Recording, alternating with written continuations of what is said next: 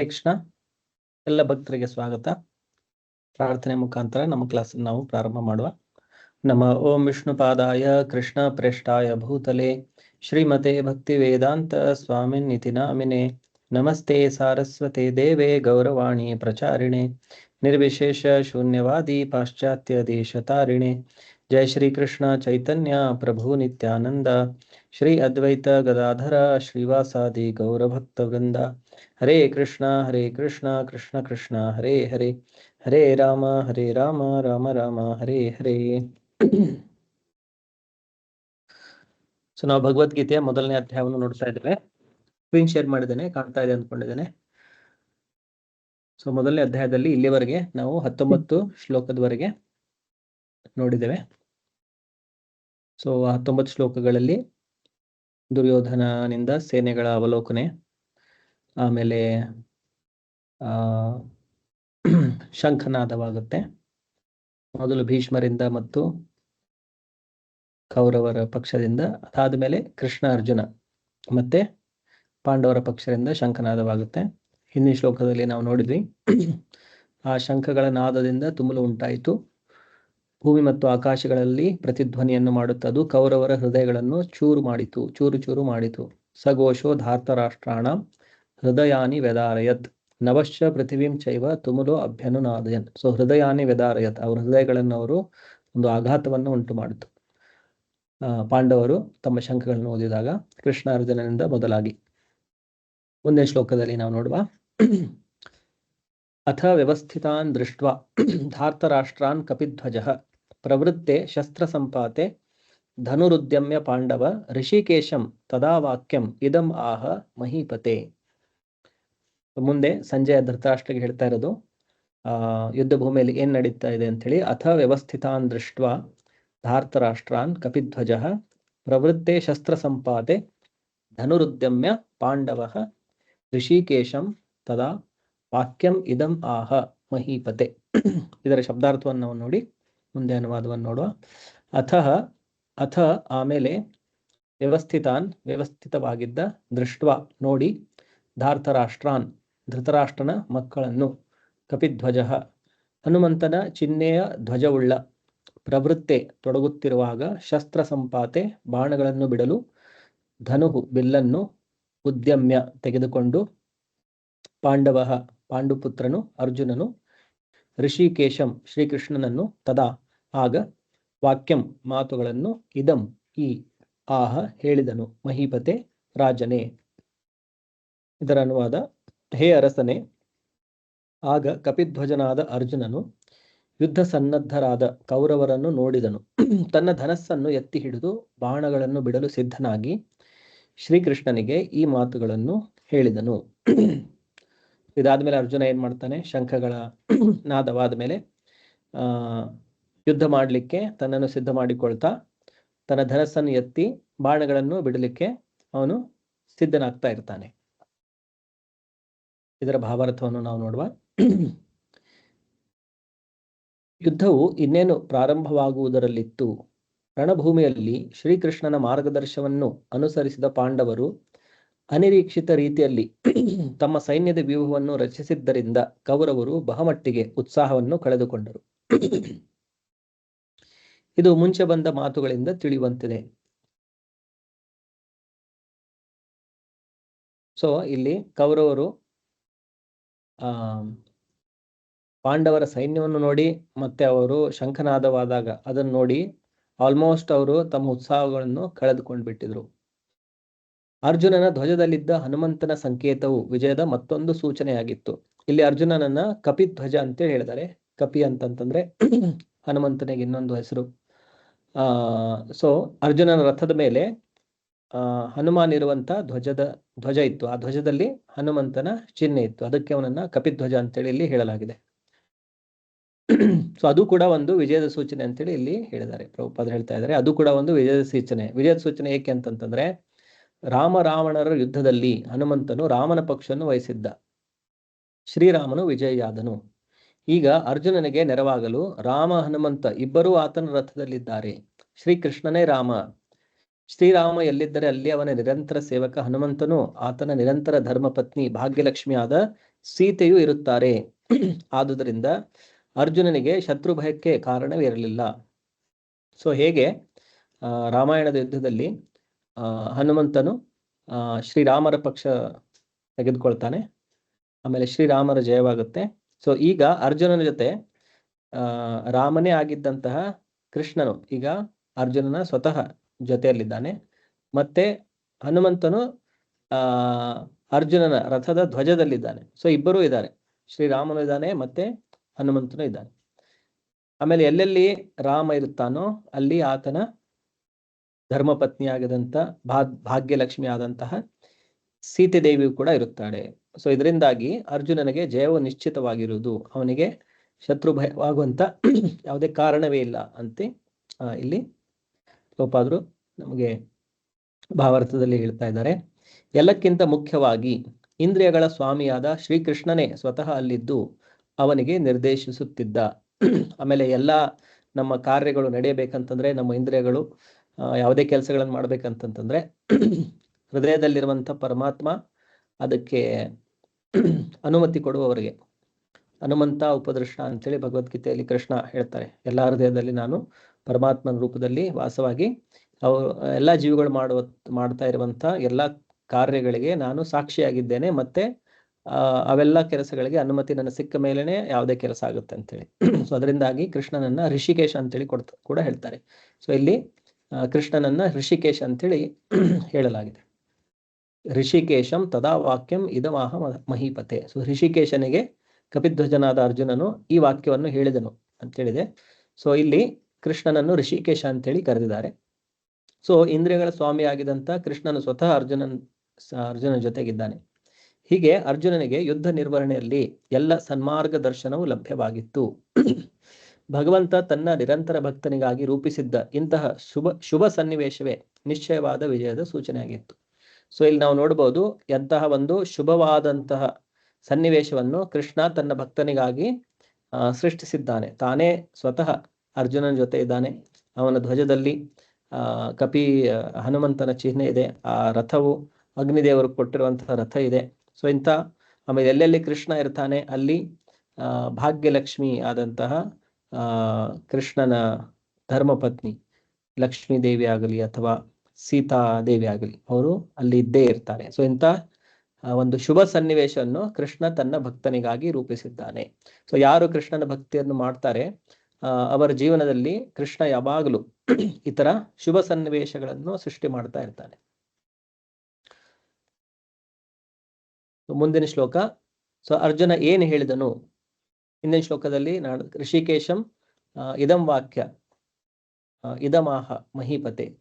So ಅಲ್ಲಿ ಹೇಳಿರೋದು ಈ ವಾಕ್ಯವನ್ನು ಹೇಳಿದ ಅಂತೇಳಿ ಹಿಂದಿನ ಶ್ಲೋಕದಲ್ಲಿ ಹೇಳಿದ್ದಾರೆ. ಏನ್ ಹೇಳಿದ ಅಂತೇಳಿ ಈಗ ಮುಂದಿನ ಶ್ಲೋಕದಲ್ಲಿ ಇದೆ, ಅದನ್ನು ನೋಡುವ. ಅರ್ಜುನ ಉವಾಚ.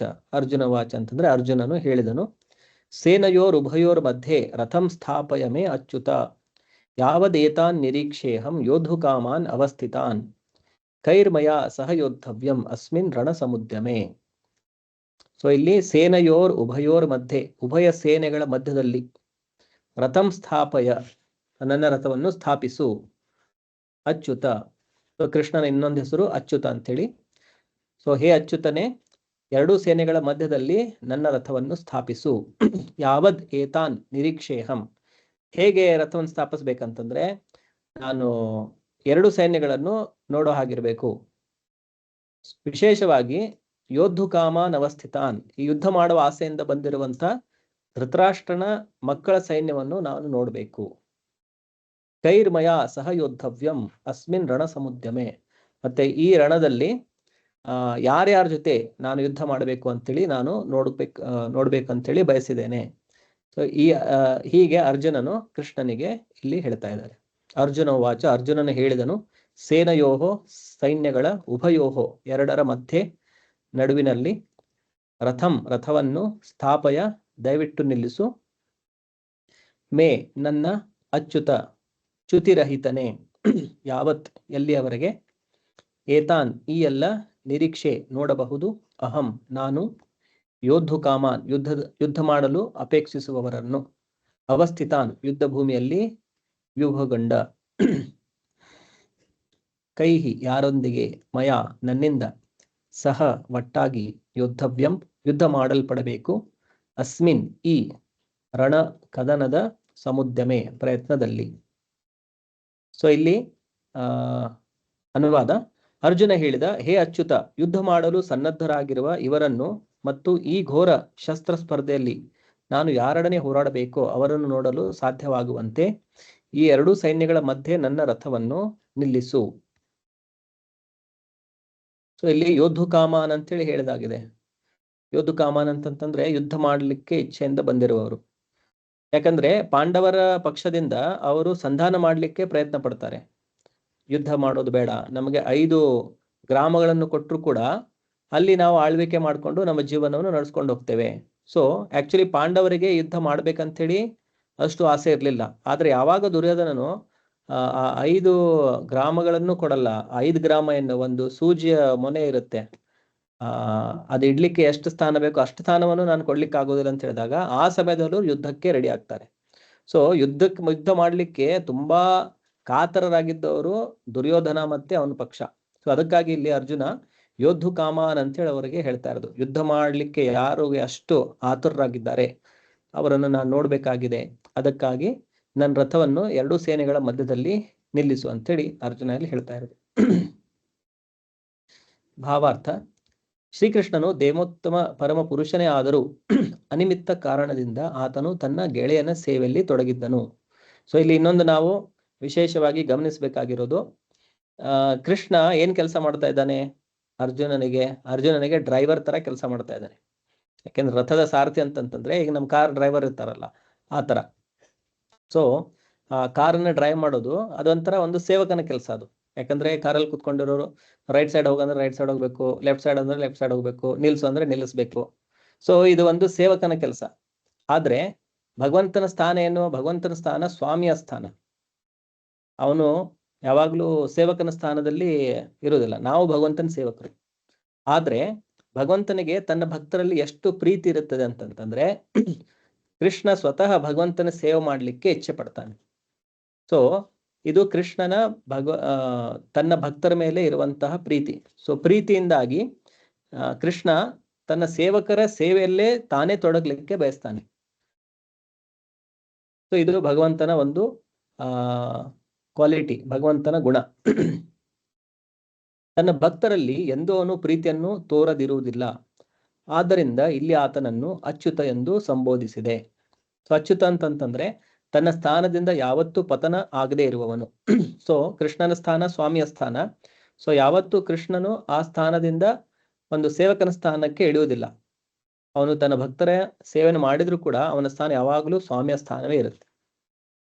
ಸೊ ಅದರಿಂದಾಗಿ ಅವನನ್ನು ಅಚ್ಯುತ ಅಂತ ಹೇಳ್ತಾರೆ. ಮತ್ತೆ ತನ್ನ ಭಕ್ತರಿಗೆ ಪ್ರೀತಿ ತೋರಿಸೋದಲ್ಲೂ ಕೂಡ ಯಾವಾಗಲೂ ಅವನು ಹಿಂಜರಿಸುವುದಿಲ್ಲ. ಸೊ ಅದಕ್ಕಾಗಿ ಕೂಡ ಕೃಷ್ಣನನ್ನು ಅಚ್ಯುತ ಅಂತೇಳಿ ಹೇಳ್ತಾರೆ. ಸಾರಥಿಯಾಗಿ ಅವನು ಅರ್ಜುನನ ಅಪ್ಪಣೆಯಂತೆ ನಡೆಯಬೇಕಾಗಿತ್ತು. ಹೀಗೆ ನಡೆದುಕೊಳ್ಳಲು ಆತನು ಹಿಂದೆಗೆದಿದ್ದುದರಿಂದ ಆತನನ್ನು ಅಚ್ಯುತ ಎಂದು ಸಂಬೋಧಿಸಿದೆ. ತನ್ನ ಭಕ್ತನಿಗಾಗಿ ಸಾರಥಿಯ ಸ್ಥಾನವನ್ನು ಒಪ್ಪಿಕೊಂಡರೂ ಅವನ ಸರ್ವೋಚ್ಚ ಸ್ಥಾನಕ್ಕೆ ಎದುರಿಲ್ಲ. ಎಲ್ಲ ಸನ್ನಿವೇಶಗಳಲ್ಲಿಯೂ ಅವನು ದೇವೋತ್ತಮ ಪರಮ ಪುರುಷ. ಋಷಿಕೇಶ ಎಂದರೆ ಸಕಲ ಇಂದ್ರಿಯಗಳ ಸ್ವಾಮಿ. ಭಗವಂತನಿಗೂ ಅವನ ಸೇವಕನಿಗೂ ನಡುವಣ ಸಂಬಂಧ ಅತಿ ಮಧುರ ಮತ್ತು ಅಲೌಕಿಕ. ಸೇವಕನು ಭಗವಂತನ ಸೇವೆಗೆ ಸದಾ ಸಿದ್ಧ. ಹಾಗೆಯೇ ಭಗವಂತನು ತನ್ನ ಭಕ್ತನಿಗೆ ಒಂದಿಷ್ಟು ಸೇವೆ ಮಾಡಲು ಸದಾ ಅವಕಾಶವನ್ನು ಹುಡುಕುತ್ತಿರುತ್ತಾನೆ. ತಾನೇ ಅಪ್ಪಣೆ ನೀಡುವ ಪ್ರಭುವಾಗುವುದಕ್ಕಿಂತ ತನ್ನ ಪರಿಶುದ್ಧ ಭಕ್ತನೇ ತನಗೆ ಅಪ್ಪಣೆ ನೀಡುವ ಸ್ಥಾನವನ್ನು ವಹಿಸಿಕೊಂಡಾಗ ಭಗವಂತನಿಗೆ ಹೆಚ್ಚು ಸಂತೋಷ. ಪ್ರಭು ವಾಯ್ಸ್ ಕೇಳಿಸ್ತಿಲ್ಲ. ಪ್ರಭು ವಾಯ್ಸ್ ಕೇಳಿಸ್ತಾ ಇಲ್ವಾ? ಹರೇ ಕೃಷ್ಣ. ಇವಾಗ ಕೇಳಿಸ್ತಿದೆ ಪ್ರಭು. ಕೇಳಿಸ್ತಾ ಇದೆ ಪ್ರಭು, ಕೇಳಿಸ್ತಾ ಇದೆ ಅಲ್ವಾ? ಓಕೆ.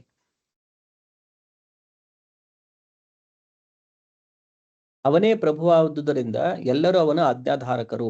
ಅವನಿಗೆ ಅಪ್ಪಣೆ ಮಾಡಲು ಅವನಿಗಿಂತ ಉಚ್ಚರಾದರೂ ಇಲ್ಲ.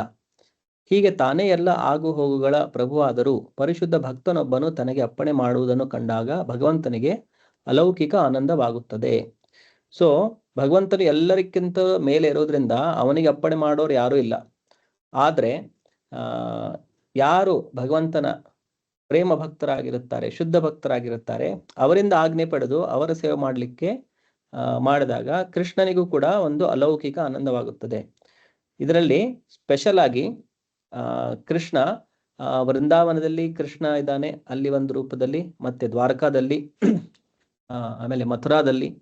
ಸೊ ಮಥುರಾ ಮತ್ತು ದ್ವಾರಕಾದಲ್ಲಿ ಕೃಷ್ಣ ಸ್ವಾಮಿಯ ತರನೇ ಇರ್ತಾನೆ. ಆದರೆ ವೃಂದಾವನದಲ್ಲಿ ಒಬ್ಬ ಸಾಮಾನ್ಯ ವ್ಯಕ್ತಿಯ ತರ ಕೃಷ್ಣ ಇರ್ತಾನೆ ತನ್ನ ಭಕ್ತರ ಜೊತೆಗೆ.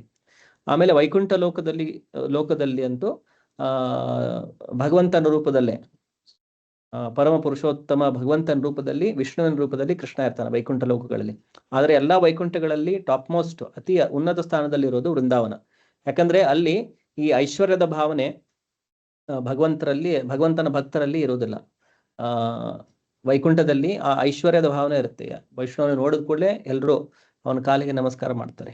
ಆ ಐಶ್ವರ್ಯದ ಭಾವನೆ ಇರುತ್ತೆ. ಯಾಕಂದ್ರೆ ಅವನೇ ಸೃಷ್ಟಿಕರ್ತ. ಎಲ್ಲ ಐಶ್ವರ್ಯಸ್ಯ ಸಮಗ್ರಸ್ಯ ವೀರ್ಯ ಯಶ ಶ್ರಿಯ ಏನು 6 ಏನು ಆಪಿಲೆನ್ಸಸ್ ಇದೆ, ಆ ಎಲ್ಲ ಇದರ ಸ್ವಾಮಿ, ಐಶ್ವರ್ಯದ ಸ್ವಾಮಿ, ವೀರ್ಯದ ಸ್ವಾಮಿ, ಈ ತರ 6 ಐಶ್ವರ್ಯ, ವೀರ್ಯ, ಯಶ, ಶ್ರೀ, ಆಮೇಲೆ ಜ್ಞಾನ ಮತ್ತು ವೈರಾಗ್ಯ, ಈ 6 ಏನು ಭಾಗ ಇದೆ, ಆ ಎಲ್ಲ ಈ ಆಪಿಲೆನ್ಸಸ್ಗೆ ಸ್ವಾಮಿ ಆಗಿರೋದ್ರಿಂದ ಅವನನ್ನು ಭಗವಾನ್ ಅಂತೇಳಿ ಕರೀತಾರೆ. ಭಗವಾನ್ ಅಂದ್ರೆ ಇದೆಲ್ಲ ಭಾಗಗಳನ್ನು ಹೊಂದಿರುವವನು. ಆಮೇಲೆ ಅದು ಅನ್ಲಿಮಿಟೆಡ್, ಅಪರಿಮಿತ ಪ್ರಮಾಣದಲ್ಲಿ ಕೃಷ್ಣನಲ್ಲಿ ಇವೆಲ್ಲ ಗುಣಗಳಿದೆ. ಐಶ್ವರ್ಯ ಮತ್ತು ಸುಂದರತೆ ಮತ್ತು ಶಕ್ತಿ ಮತ್ತೆ ಜ್ಞಾನ ಮತ್ತು ವೈರಾಗ್ಯ, ಇದೆಲ್ಲ ಅಪರಿಮಿತ ಪ್ರಮಾಣದಲ್ಲಿದೆ. ಸೊ ಇದೆಲ್ಲ ಐಶ್ವರ್ಯ ವೈಕುಂಠ ಲೋಕದಲ್ಲಿ ಎಲ್ಲರ ಕಣ್ಮುಂದೆ ಕಾಣ್ತಾ ಇರುತ್ತೆ. ಸೊ ಅದರಿಂದಾಗಿ ಅವರು ಗೌರವದಿಂದ ವಿಷ್ಣುವಿಗೆ ನಮಸ್ಕಾರ ಮಾಡ್ತಿರ್ತಾರೆ. ಆದ್ರೆ ಈ ಐಶ್ವರ್ಯ ಏನಿದೆ ಭಗವಂತನ ಯೋಗಮಾಯ ಶಕ್ತಿಯಿಂದ ವೃಂದಾವನದಲ್ಲಿ ಅದನ್ನ ಕವರ್ ಮಾಡಿಬಿಡ್ತಾರೆ, ಯೋಗಮಾಯ. ಸೊ ಅಲ್ಲಿರುವಂತ ಭಕ್ತರಿಗೆ ಕೃಷ್ಣನ್ ನೋಡಿದ್ರೆ ಅವರು ನಮ್ಮ ತರಾನೇ ಒಬ್ಬನ ಅಂತ ಹೇಳಿ ಅನಿಸ್ತಾ ಇರುತ್ತೆ. ಆದ್ರೆ ಅವಾಗವಾಗ ಕೃಷ್ಣ ಒಂದು ದೊಡ್ಡ ಸಾಹಸದ ಕೆಲಸಗಳನ್ನು ಮಾಡ್ತಿರ್ತಾನೆ. ಗೋವರ್ಧನ ಗಿರಿಯನ್ನು ಎತ್ತೋದು ಅಥವಾ ರಾಕ್ಷಸನ ಸಂಹಾರ ಮಾಡೋದು. ಸೊ ಅವಾಗ ಕೂಡ ಅಲ್ಲಿರುವಂತ ಭಕ್ತರು ಏನ್ ಅನ್ಕೊಳ್ತಿರ್ತಾರೆ, ಓ ಕೃಷ್ಣ ಯಾರಾದ್ರೂ ಒಬ್ಬ ದೇವತೆ ಆಗಿರಬಹುದು. ಅವರಿಗೆ ಕೃಷ್ಣ ಭಗವಂತ ಅಂತೇಳಿ ಮನ್ಸಲ್ಲಿ ಬರೋದೇ ಇಲ್ಲ. ಓ ಇವ್ರು ನಮ್ಮ ಮಧ್ಯೆ ಇರುವಂತ ಒಬ್ಬ, ಅದೇ ಭಾವನೆ ಅವರಲ್ಲಿರುತ್ತೆ. ಸೊ ಅಲ್ಲಿ ಆ ಐಶ್ವರ್ಯ ಏನಿದೆ, ಭಗವಂತನ ಐಶ್ವರ್ಯ ಯೋಗಮಾಯ ಅದನ್ನ ಕವರ್ ಮಾಡಿಬಿಡುತ್ತೆ. ಅವಾಗ ಭಗವಂತ ಮತ್ತು ಭಕ್ತನ ಮಧ್ಯೆ ಏನು ಅದು ಸಂಬಂಧದ ವಿನಿಮಯ ಆಗುತ್ತೆ. ಅದರಲ್ಲಿ ಅವರಿಗೆ ತುಂಬಾ ಆನಂದದ ಅನುಭವ ಆಗುತ್ತೆ. ಬೇರೆ ಬೇರೆ ರಸಗಳಲ್ಲಿ, ಸಾಖ್ಯ ರಸದಲ್ಲಿ, ಆಮೇಲೆ ವಾತ್ಸಲ್ಯ ರಸದಲ್ಲಿ, ಮಾಧುರ್ಯ ರಸ, ಇದು ಕೇವಲ ವೃಂದಾವನದಲ್ಲಿ ಅಷ್ಟೇ ಸಾಧ್ಯ. ವೈಕುಂಠದಲ್ಲಿ ಕೇವಲ ದಾಸ್ಯ ರಸ ಒಂದೇ ಇರುತ್ತೆ. ಸಾಖ್ಯ ಇದ್ರೂ ಕೂಡ ಅದರಲ್ಲಿ ಅಷ್ಟು ಗಾಢವಾಗಿರುವಂತ ಸಾಖ್ಯ ರಸ ಇರೋದಿಲ್ಲ. ಸೊ ಇದು ಕೇವಲ ಸಾಖ್ಯ, ವಾತ್ಸಲ್ಯ ಮತ್ತೆ ಮಾಧುರ್ಯ ರಸ, ಇದು ಕೇವಲ ವೃಂದಾವನದಲ್ಲಿ ಅಷ್ಟೇ ಸಾಧ್ಯ. ಸೊ ಹೇಗೆ ಇಲ್ಲಿ ಕೃಷ್ಣನು ಸಾಖ್ಯ ರಸದಲ್ಲಿ ಇದ್ರೂ ಕೂಡ ತನ್ನ ಸ್ನೇಹಿತನಿಗೆ ಅವನು ಒಬ್ಬ ಸೇವಕನಾಗ್ಲಿಕ್ಕೆ ಅವನು ಒಪ್ಕೊಂಡಿದ್ದಾನೆ ಈ ಮಹಾಭಾರತ ಯುದ್ಧದಲ್ಲಿ. ಅದರಿಂದಾಗಿ ಅವನು ಕೃಷ್ಣನ ಸಾರಥಿ ಆಗ್ಲಿಕ್ಕೆ ಒಪ್ಕೊಂಡಿದ್ದಾನೆ.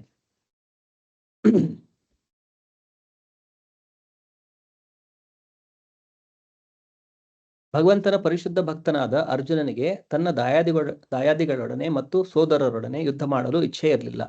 ಆದರೆ ಶಾಂತಿ ಮಾರ್ಗದ ಯಾವುದೇ ಸಂಧಾನಕ್ಕೆ ಒಪ್ಪದ ದುರ್ಯೋಧನನ ಹಠಮಾರಿತನದಿಂದ ಆತನು ರಣಭೂಮಿಗೆ ಬರಬೇಕಾಯಿತು. ಆತನಿಗೆ ರಣಭೂಮಿಯಲ್ಲಿದ್ದ ಪ್ರಮುಖರನ್ನು ಕಾಣುವ ಕುತೂಹಲ ಉಂಟಾಯಿತು. ರಣಭೂಮಿಯಲ್ಲಿ ಶಾಂತಿಯ ಪ್ರಯತ್ನದ ಸಾಧ್ಯತೆ ಇಲ್ಲವಾದರೂ ಅವರನ್ನು ಮತ್ತೆ ನೋಡೋ ಮತ್ತು ಈ ಅನಗತ್ಯವಾದ ಯುದ್ಧಕ್ಕೆ ಅವರು ಎಷ್ಟು ಕಾತರರಾಗಿದ್ದಾರೆ ಎಂದು ಕಾಣುವ ಬಯಕೆ ಅವನಿಗಾಯಿತು. ನಾವು ಇದಕ್ಕೂ ಮುಂಚೆ ಡಿಸ್ಕಸ್ ಮಾಡದಂಗೆ, ಸೊ ಪಾಂಡವರಿಗೆ ಯುದ್ಧ ಮಾಡುವ ಆಸೆ ಇರಲಿಲ್ಲ. ಆದರೆ ದುರ್ಯೋಧನನ ಹಠಮಾರಿತನದಿಂದ ಅವನು ಯಾವುದೇ ಸಂಧಾನಕ್ಕೆ ಒಪ್ಕೊಳ್ದೇ ಇದ್ದಾಗ ಆವಾಗ ಯುದ್ಧವು ಅನಿವಾರ್ಯವಾಗಿತ್ತು. ಸೊ ಅರ್ಜುನ ಇಲ್ಲಿ ಯಾರ್ಯಾರು ಬಂದಿದ್ದಾರೆ ನಾನು ನೋಡಲು ಬಯಸ್ತೇನೆ ಅಂತೇಳಿ ಕೃಷ್ಣನಿಗೆ ಹೇಳ್ತಾ ಇದ್ದಾರೆ. ಮುಂದಿನ ಶ್ಲೋಕ.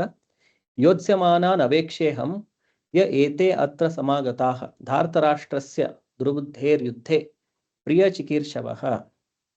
ಯೋತ್ಸ್ಯಮಾನಾನ್ ಯುದ್ಧ ಮಾಡುವವರನ್ನು ಅವೇಕ್ಷೆ ನೋಡುತ್ತೇನೆ, ಅಹಂ ನಾನು, ಏ ಯಾವ, ಏತೆ ಅವರು, ಅತ್ರ ಇಲ್ಲಿ, ಸಮಾಗತಾಃ ಸೇರಿದ್ದಾರೆ, ಧಾರ್ತರಾಷ್ಟ್ರಸ್ಯ ಧೃತರಾಷ್ಟ್ರನ ಮಗನಿಗಾಗಿ, ದುರ್ಬುದ್ಧೇ ದುರ್ಬುದ್ಧಿಯವನಾದ, ಯುದ್ಧೇ ಯುದ್ಧದಲ್ಲಿ, ಪ್ರಿಯ ಹಿತವನ್ನು, ಚಿಕೀರ್ಷವ ಮಾಡಬಯಸುವವರು. ಅನುವಾದ: ದುರ್ಬುದ್ಧಿಯವನಾದ ಧೃತರಾಷ್ಟ್ರನ ಮಗನನ್ನು ಸುಪ್ರೀತಗೊಳಿಸುವ ಅಪೇಕ್ಷೆಯಿಂದ ಯುದ್ಧ ಮಾಡಲು ಇಲ್ಲಿಗೆ ಯಾರ್ಯಾರು ಬಂದಿದ್ದಾರೆ ಎಂದು ನಾನು ನೋಡಲು ಬಯಸುತ್ತೇನೆ. ಸೊ ಇಲ್ಲಿ ದುರ್ಯೋಧನನನ್ನು ದುರ್ಬುದ್ಧಿಯವನು ಅಂತೇಳಿ ಹೇಳಾಗಿದೆ. ಯಾಕಂದ್ರೆ ಅವನು ತುಂಬಾ ಬುದ್ಧಿವಂತನಾಗಿದ್ದ, ಆದ್ರೆ ಬುದ್ಧಿಯನ್ನು ಕೆಟ್ಟ ಕೆಲಸಗಳಲ್ಲಿ ಉಪಯೋಗಿಸ್ತಾ ಇದ್ದ. ಅದರಿಂದ ಅವನನ್ನು ದುರ್ಬುದ್ಧಿ ಅಂತೇಳಿ ಇಲ್ಲಿ ಅರ್ಜುನ ಸಂಬೋಧನೆ ಮಾಡ್ತಾ ಇದ್ದಾನೆ. ಸೊ ಈ ದುರ್ಬುದ್ಧಿಯನ್ನು ಹೊಂದಿರುವಂತಹ ಧೃತರಾಷ್ಟ್ರನಾದ ಮಗನನ್ನು, ಅವನನ್ನು ಖುಷಿ ಮಾಡ್ಲಿಕ್ಕೆ, ಅವನಿಗೆ ಸಂತೋಷ ಕೊಡ್ಲಿಕ್ಕೆ ಅವನ ಜೊತೆ ಎಲ್ಲ ಜನ ಸೇರಿರ್ತಾರೆ. ಸೊ ಯಾರ್ಯಾರು ಅವನಿಗೆ ಪ್ರಿಯ ಚಿಕೀರ್ಷವಃ, ಅವನನ್ನು ಸಂತೋಷ ಪಡಿಸ್ಲಿಕ್ಕೆ ಅವನ ಜೊತೆ ಯಾರ್ಯಾರು ಸೇರಿದ್ದಾರೆ ಅವರು ದುರ್ಬುದ್ಧಿಯವರೇ ಆಗಿರ್ತಾರೆ, ಅವನ ಜೊತೆ ಸೇರಿವರು. ಸೊ ಅವ್ರು ಯಾರ್ಯಾರು ಬಂದಿದ್ದಾರೆ ನೋಡ್ಲಿಕ್ಕೆ ನಾನು ಬಯಸ್ತೇನೆ. ಯೋತ್ಸ್ಯಮಾನ, ಯುದ್ಧ ಮಾಡೋ ಇಚ್ಛೆಯಿಂದ ಇಲ್ಲಿ ಸಮಾಗತರಾಗಿರುವಂತ ದುರ್ಬುದ್ಧಿಯವನಾದ ಧೃತರಾಷ್ಟ್ರನ ಮಗನನ್ನು, ಅವನಿಗೆ ಸಂತೋಷ ಕೊಡ್ಲಿಕ್ಕೆ ಇಲ್ಲೆಲ್ಲ ಯಾರ್ಯಾರು ಬಂದು ಸೇರಿದ್ದಾರೆ ಅವರನ್ನು ನೋಡ್ಲಿಕ್ಕೆ ನಾನು ಇಚ್ಛೆ ಪಡ್ತೇನೆ. ಭಾವಾರ್ಥ: ತನ್ನ ತಂದೆಯಾದ ಧೃತರಾಷ್ಟ್ರನ ಜೊತೆಗೂಡಿ ದುಷ್ಟ ಯೋಜನೆಗಳಿಂದ ಪಾಂಡವರ ರಾಜ್ಯವನ್ನು ಆಕ್ರಮಿಸಿಕೊಳ್ಳುವುದು ದುರ್ಯೋಧನ ಬಯಕೆ ಎಂಬುದು ಎಲ್ರಿಗೂ ತಿಳಿದಿದ್ದ ರಹಸ್ಯ. ಸೊ ಇದೆಲ್ಲ ವಿಶ್ವಜಾಹೀರವಾಗಿತ್ತು. ದುರ್ಯೋಧನ ಪಾಂಡವರ ರಾಜ್ಯವನ್ನು ಕಬಳಿಸ್ಲಿಕ್ಕೆ ತನ್ನ ತಂದೆಯ ಜೊತೆಗೂಡಿ ಏನೇನೋ ದುಷ್ಟ ಯೋಜನೆಗಳು ಮಾಡ್ತಾ ಇದ್ದಾನಂತೇಳಿ. ಆದುದರಿಂದ ದುರ್ಯೋಧನನ ಪಕ್ಷದನ್ನು ಸೇರಿದವರೆಲ್ಲ ಒಂದೇ ಬಗೆಯ ಜನರೇ ಆಗಿದ್ದಿರ್ಬೇಕು. ಸೊ ಅವನ ಜೊತೆ ಯಾರ್ಯಾರು ಸೇರಿದ್ದಾರೆ ಅವರು ಕೂಡ ಅವನಂತ ಗುಣದವರೇ ಇರುವವರು. ಅವರು ಯಾರು ಎಂದು ತಿಳಿಯುವುದಕ್ಕಾಗಿ ಅರ್ಜುನನು ಯುದ್ಧಕ್ಕೆ ಮೊದಲು ಅವರನ್ನು ಕಾಣಲು ಬಯಸಿದ. ಅವರೊಡನೆ ಶಾಂತಿ ಸಂಧಾನವನ್ನು ನಡೆಸುವ ಯೋಚನೆಯೇನೂ ಇರಲಿಲ್ಲ. ಕೃಷ್ಣನು ತನ್ನ ಪಕ್ಕದಲ್ಲಿಯೇ ಕುಳಿತಿದ್ದುದರಿಂದ ಅವನಿಗೆ ವಿಜಯದ ಸಂಪೂರ್ಣ ಭರವಸೆ ಇತ್ತು. ಆದರೂ ತಾನು ಎದುರಿಸಬೇಕಾಗಿದ್ದ ಬಲದ ಕಲ್ಪನೆಯನ್ನು ಪಡೆಯಲು ಅವನು ಬಯಸದೆ ಎನ್ನುವುದು ನಿಜ. ಸೊ ಯಾರ್ಯಾರಿದ್ದಾರೆ, ಅವರ ಶಕ್ತಿ ಎಷ್ಟಿದೆ, ಅವರನ್ನು ನೋಡ್ಬೇಕಂತೇಳಿ ಅರ್ಜುನ ಇಲ್ಲಿ ಕೃಷ್ಣನಿಗೆ 2 ಸೇನೆಗಳ ಮಧ್ಯದಲ್ಲಿ ನನ್ನ ರಥವನ್ನು ನಿಲ್ಲಿಸಿ ಅಂತೇಳಿ ಹೇಳಿದ್ದಾರೆ. ಮುಂದಿನ ಶ್ಲೋಕದಲ್ಲಿ ಸಂಜಯ ವಾಚ: ಏವಮುಕ್ತೋ ಋಷಿಕೇಶೋ ಗುಡಾಕೇಶೇನ ಭಾರತ ಸೇನೆಯೋರ್ ಉಭಯೋರ್ ಮಧ್ಯೆ ಸ್ಥಾಪಯಿತ್ವಾ ರಥೋತ್ತಮಂ. ಸೊ ಅರ್ಜುನ ಹೀಗೆ ಹೇಳಿದ್ಮೇಲೆ ಅವಾಗ ಕೃಷ್ಣ ಏನ್ ಮಾಡ್ತಾನೆ? ಏವಮುಕ್ತ ಹೀಗೆ ಹೇಳಿದಾಗ ಋಷಿಕೇಶ, ಮತ್ತೆ ಇಲ್ಲಿ ಕೃಷ್ಣನ ಋಷಿಕೇಶ ಅಂತೇಳಿ ಹೇಳಲಾಗಿದೆ. ಗುಡಾಕೇಶನಿಂದ. ಸೊ ಗುಡಾಕೇಶ ಇದು ಅರ್ಜುನನಿಗಿರುವಂತ ಇನ್ನೊಂದು ಹೆಸರು. ಸೊ ಗುಡಾಕ ಈಶ. ಗುಡಾಕ ಅಂತಂತಂದ್ರೆ ರಾತ್ರಿ ಅಥವಾ ಕತ್ತಲು. ಸೊ ಕತ್ತಲನ್ನು ಜಯಿಸಿದವನು ಅರ್ಜುನನಿಗೆ ಇದು ಇನ್ನೊಂದು ಹೆಸರು, ಗುಡಾಕೇಶ. ಭಾರತ ಇದು ಧೃತರಾಷ್ಟ್ರನಿಗೆ ಭರತ ವಂಶದ ಅಂತೇಳಿ ಹೇಳಲಾಗಿದೆ. ಸೇನೆಯೋರ್ ಉಭಯರ ಮಧ್ಯೆ ಸ್ಥಾಪಯಿತ್ವ ರಥೋತ್ತಮಂ. ಈ ಉತ್ತಮವಾದಂತ ರಥವನ್ನು ಕೃಷ್ಣನು 2 ಸೈನ್ಯಗಳ ಮಧ್ಯದಲ್ಲಿ ನಿಲ್ಲಿಸಿದನು. ಸಂಜಯ ವಾಚ: ಸಂಜಯನು ಹೇಳಿದನು, ಏವಂ ಹೀಗೆ ಉಕ್ತಃ ಹೇಳಲ್ಪಟ್ಟನು ಋಷಿಕೇಶ ಶ್ರೀಕೃಷ್ಣನು ಗುಡಾಕೇಶೇನ ಅರ್ಜುನನಿಂದ ಭಾರತ ಭರತ ವಂಶದವನೇ ಸೇನೆಯೋಹೋ ಉಭಯೋಹೋ ಸೈನ್ಯಗಳ 2 ಸೈನ್ಯಗಳ ಮಧ್ಯದಲ್ಲಿ ಸ್ಥಾಪಯಿತ್ವ ನಿಲ್ಲಿಸಿ ರಥ ಉತ್ತಮವಾದ ರಥವನ್ನು. ಅನುವಾದ: ಸಂಜಯನು ಹೇಳಿದ, ಹೇ ಭರತ ವಂಶಜನೇ, ಅರ್ಜುನನ ಈ ಮಾತುಗಳನ್ನು ಕೇಳಿ ಶ್ರೀಕೃಷ್ಣನು 2 ಸೈನ್ಯಗಳ ನಡುವೆ ತನ್ನ ಶ್ರೇಷ್ಠ ರಥವನ್ನು ನಿಲ್ಲಿಸಿದ. ಭಾವಾರ್ಥ: ಈ ಶ್ಲೋಕದಲ್ಲಿ ಅರ್ಜುನನನ್ನು ಗುಡಾಕೇಶ ಎಂದು ಕರೆದಿದೆ. ಗುಡಾಕ ಎಂದರೆ ನಿದ್ರೆ, ನಿದ್ರೆಯನ್ನು ಗೆದ್ದವನು ಗುಡಾಕೇಶ. ನಿದ್ರೆ ಎಂದರೆ ಅಜ್ಞಾನ ಎಂದು ಅರ್ಥ. ಕೃಷ್ಣನೊಡನೆ ತನ್ನ ಗೆಳೆತನದಿಂದ ಅರ್ಜುನನು ನಿದ್ರೆಯನ್ನು ಅಜ್ಞಾನವನ್ನು ಗೆದ್ದ. ಕೃಷ್ಣನ ಮಹಾಭಕ್ತನಾಗಿ ಅವನಿಗೆ ಕೃಷ್ಣನನ್ನು ಒಂದು ಕ್ಷಣವೂ ಮರೆಯಲು ಸಾಧ್ಯವಿರಲಿಲ್ಲ. ಏಕೆಂದರೆ ಇದೇ ಭಕ್ತನ ಸ್ವಭಾವ. ಜಾಗೃತಾವಸ್ಥೆಯಲ್ಲಾಗಲಿ ನಿದ್ರೆಯಲ್ಲಾಗಲಿ ಭಕ್ತನು ಕೃಷ್ಣನ ಹೆಸರು, ರೂಪ, ಗುಣ ಮತ್ತು ಲೀಲೆಗಳನ್ನು ಯೋಚಿಸದಿರುವ ಒಂದು ಕ್ಷಣವೂ ಇಲ್ಲ. ಹೀಗೆ ಕೃಷ್ಣನನ್ನು ಕುರಿತು ಸದಾ ಚಿಂತಿಸುವಷ್ಟರಿಂದಲೇ ಅವನು ನಿದ್ರೆಯನ್ನು, ಅಜ್ಞಾನವನ್ನು ಗೆಲ್ಲಬಲ್ಲ. ಇದಕ್ಕೆ ಕೃಷ್ಣ ಪ್ರಜ್ಞೆ ಅಥವಾ ಸಮಾಧಿ ಎಂದು ಹೆಸರು. ಋಷಿಕೇಶನಾದ ಎಂದರೆ ಎಲ್ಲ ಜೀವಿಗಳ ಇಂದ್ರಿಯಗಳ ಮತ್ತು ಮನಸ್ಸುಗಳ ನಿರ್ದೇಶಕನಾದ ಕೃಷ್ಣನಿಗೆ ಅರ್ಜುನನ ರಥವನ್ನು ಸೈನ್ಯಗಳ ಮಧ್ಯೆ ನಿಲ್ಲಿಸು ಎಂದು ಹೇಳಿದುದಕ್ಕೆ ಕಾರಣವು ಅರ್ಥವಾಯಿತು. ಅವನು ಹಾಗೇ ಮಾಡಿ ಅನಂತರ ಈ ಮಾತುಗಳನ್ನು ಹೇಳಿದನು. ಸೊ ಕೃಷ್ಣ ಅರ್ಜುನ ಯಾಕೆ ತನ್ನ ರಥವನ್ನು 2 ಸೈನ್ಯಗಳ ಮಧ್ಯದಲ್ಲಿ ನಿಲ್ಲಿಸ್ಲಿಕ್ಕೆ ಹೇಳಿದಾನಂತೇಳಿ ಕೃಷ್ಣನಿಗೆ ಅರ್ಥವಾಗುತ್ತೆ. ಆಮೇಲೆ ಅದರ ತಕ್ಕಂಗೆ ಕೃಷ್ಣ ತನ್ನ ರಥವನ್ನು ತೆಗೆದುಕೊಂಡು 2 ಸೈನ್ಯಗಳ ಮಧ್ಯದಲ್ಲಿ ನಿಲ್ಲಿಸ್ತಾರೆ. ಸೊ ಇಲ್ಲಿ ಗುಡಾಕೇಶ ಇದಕ್ಕೆ ಪ್ರಭುಪಾದರು ವಿವರಣೆಯನ್ನು ಕೊಡ್ತಾ ಇದ್ದಾರೆ. ಸೊ ಗುಡಾಕೇಶ ಅಂತಂತಂದ್ರೆ ನಿದ್ರೆಯನ್ನು ಗೆದ್ದವನು ಅಥವಾ ಅಜ್ಞಾನವನ್ನು ಗೆದ್ದವನು ಅಂತೇಳಿ.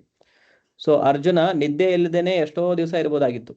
ಅಂದ್ರೆ ನಿದ್ದೆಯನ್ನು ಗೆದ್ದಿದ್ದ ಅರ್ಜುನ. ನಿದ್ದೆ ಮಾಡದೇನು ಇದ್ರೆ ಅರ್ಜುನನಿಗೆ ಏನೂ ಆಗ್ತಾ ಇರಲಿಲ್ಲ. ಅದೇ ರೀತಿ ನಿದ್ದೆ ಅಂತಂದ್ರೆ ಅಜ್ಞಾನವು ಕೂಡ, ಯಾಕಂದ್ರೆ ನಾವು ಮಲಗಿದಾಗ ಎಲ್ಲ ಮರೆತು ಬಿಡ್ತೇವೆ ನಾನು ಯಾರು ಏನಂತೇಳಿ. ಸೊ ಹೇಗೆ ಅರ್ಜುನನು ನಿದ್ದೆಯನ್ನು ಗೆದ್ದಿದ್ನೋ ಅದೇ ತರ ಅರ್ಜುನನು ಅಜ್ಞಾನವನ್ನು ಕೂಡ ಗೆದ್ದಿದ್ದ. ಸೊ ಅಜ್ಞಾನವನ್ನು ಗೆಲ್ಲಲಿಕ್ಕೆ ಸುಲಭವಾದ ಉಪಾಯ ಏನಂತಂತಂದ್ರೆ ಯಾವಾಗಲೂ ಕೃಷ್ಣ ಪ್ರಜ್ಞೆಯಲ್ಲಿ ಇರುವುದು. ಅದು ಕೃಷ್ಣನ ಭಕ್ತನ ಸಹಜ ಸ್ವಭಾವ. ಕೃಷ್ಣನ ಭಕ್ತನು ಕೃಷ್ಣನನ್ನು ಒಂದು ಕ್ಷಣವೂ ಮರೆಯಲು ಸಾಧ್ಯವಿಲ್ಲ. ಯಾವಾಗಲೂ ಕೃಷ್ಣನ ಭಕ್ತರು ಕೃಷ್ಣನ ಬಗ್ಗೆ ಚಿಂತನೆ ಮಾಡ್ತಾ ಇರ್ತಾರೆ. ಅವರು ಜಾಗೃತರಾಗಿದ್ದಾಗಿರ್ಲಿ ಅಥವಾ ಮಲಗಿದ್ದಾಗಿದ್ದಾಗಿರ್ಲಿ, ಮಲಗಿದ್ದಾಗ ಕೂಡ ಅವರು ಕೃಷ್ಣನ ಬಗ್ಗೆ ಅವರಿಗೆ ಕನಸಾಗ್ಲಿ ಆ ಥರ ಯಾವಾಗಲೂ ಅವರು ಕೃಷ್ಣ ಪ್ರಜ್ಞೆಯಲ್ಲಿ ಇರ್ತಾರೆ. ಯಾವಾಗಲೂ ಕೃಷ್ಣನ ಹೆಸರು, ರೂಪ, ಗುಣ ಮತ್ತು ಲೀಲೆಗಳು, ಕೃಷ್ಣನ ಹೆಸರು ಜಪ ಮಾಡ್ತಾ ಇರೋದು ಅಥವಾ ಕೃಷ್ಣನ ರೂಪದ ದರ್ಶನ ಮಾಡ್ತಾ ಇರೋದು, ಅಥವಾ ಮನಸ್ಸಿನಲ್ಲಿ ನೆನೆಸ್ತಾ ಇರೋದು, ಅಥವಾ ಕೃಷ್ಣನ ಗುಣಗಳ ಬಗ್ಗೆ ವಿಚಾರ ಮಾಡ್ತಾ ಇರೋದು, ಅಥವಾ ಕೃಷ್ಣನ ಲೀಲೆಗಳನ್ನು ಓದೋದು ಅಥವಾ ಹೇಳುವುದು. ಈ ತರ ಕೃಷ್ಣನ ಭಕ್ತರು ಒಂದು ಕ್ಷಣವೂ ಕೂಡ ಕೃಷ್ಣ ಪ್ರಜ್ಞೆಯಲ್ಲಿ ಇಲ್ಲದೆ ಇರುವುದಿಲ್ಲ. ಯಾವಾಗಲೂ ಅವರು ಕೃಷ್ಣನ ಧ್ಯಾನದಲ್ಲೇ ಇರುತ್ತಾರೆ. ಸೊ ಇದನ್ನ ಆಕ್ಚುಲಿ ಸಮಾಧಿ ಅಂತೇಳಿ ಹೇಳೋದು. ಸಮಾಧಿ ಅಂತಂದ್ರೆ ಎಲ್ಲೋ ಒಂದ್ ಕಡೆ ಕುತ್ಕೊಂಡು ಕಣ್ಮುಚ್ಚಿ ತಪಸ್ ಮಾಡ್ತಾ ಇರೋದು ಅಂತೇಳಿ ಅಲ್ಲ. ನಮ್ಮ ಮನಸ್ಸು ಯಾವಾಗಲೂ ಕೃಷ್ಣನಲ್ಲಿ ಕೃಷ್ಣನ ವಿಚಾರದಲ್ಲೇ ತೊಡಗಿದ್ದಿದ್ರೆ ಅದನ್ನೇ ಸಮಾಧಿ ಅಂತೇಳಿ ಹೇಳ್ತಾರೆ.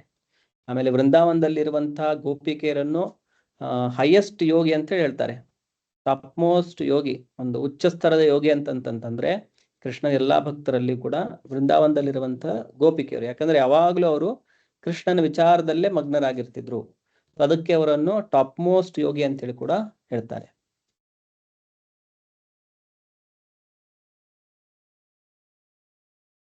ಮತ್ತೆ ಕೃಷ್ಣನು ಋಷಿಕೇಶನಾಗಿದ್ದು ಎಲ್ಲ ಜೀವಿಗಳ ಇಂದ್ರಿಯಗಳ ಮತ್ತು ಮನಸ್ಸುಗಳ ನಿರ್ದೇಶಕನಾಗಿರೋದ್ರಿಂದ ಅರ್ಜುನನ ಮನಸ್ಸಿನಲ್ಲಿ ಏನು ನಡೀತಾ ಇದೆ ಅನ್ನೋದು ಕೃಷ್ಣನಿಗೆ ಆಲ್ರೆಡಿ ಗೊತ್ತಿದೆ.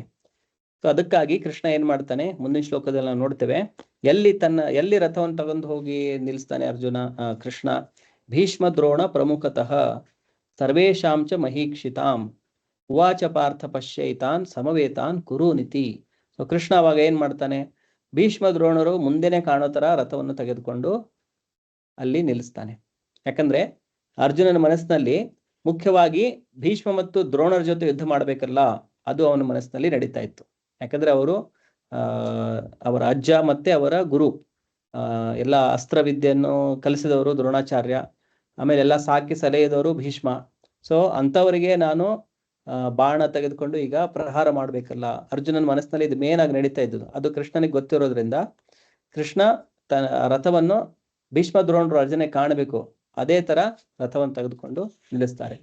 ಭೀಷ್ಮ ದ್ರೋಣ ಪ್ರಮುಖತಃ ಸರ್ವೇಶಾಂಚ ಮಹೀಕ್ಷಿತಾಂ ಉವಾಚ ಪಾರ್ಥ ಪಶ್ಯೈತಾನ್ ಸಮವೇತಾನ್ ಕುರುನಿತಿ.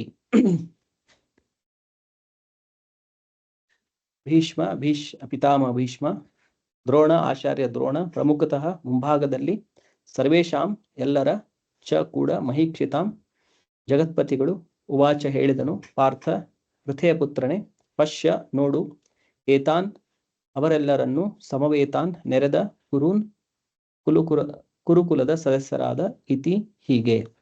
ಅನುವಾದ: ಭೀಷ್ಮ ದ್ರೋಣ ಮತ್ತು ಜಗತ್ತಿನ ಇತರ ರಾಜರ ಮುಂದೆ ರಥವನ್ನು ನಿಲ್ಲಿಸಿ ಭಗವಂತನು, ಪಾರ್ಥ ಇಲ್ಲಿ ನೆರೆದಿರುವ ಎಲ್ಲ ಕೌರವರನ್ನು ನೋಡು ಎಂದನು. ಭಾವಾರ್ಥ: ಎಲ್ಲ ಜೀವಿಗಳ ಪರಮಾತ್ಮನಾಗಿ ಕೃಷ್ಣನು ಪಾರ್ಥನ ಮನಸ್ಸಿನ ವ್ಯಾಪಾರಗಳನ್ನು ಅರ್ಥ ಮಾಡಿಕೊಳ್ಳಬಲ್ಲವನಾಗಿದ್ದ. ಇಲ್ಲಿ ಋಷಿಕೇಶ ಎನ್ನುವ ಪದವನ್ನು ಬಳಸಿರುವುದರಿಂದ ಆತನಿಗೆ ಎಲ್ಲವೂ ತಿಳಿದಿತ್ತು ಎನ್ನುವುದನ್ನು ತೋರಿಸುತ್ತದೆ. ಪಾರ್ಥ ಎಂದರೆ ಪೃಥಾ ಅಥವಾ ಕುಂತಿಯ ಮಗ.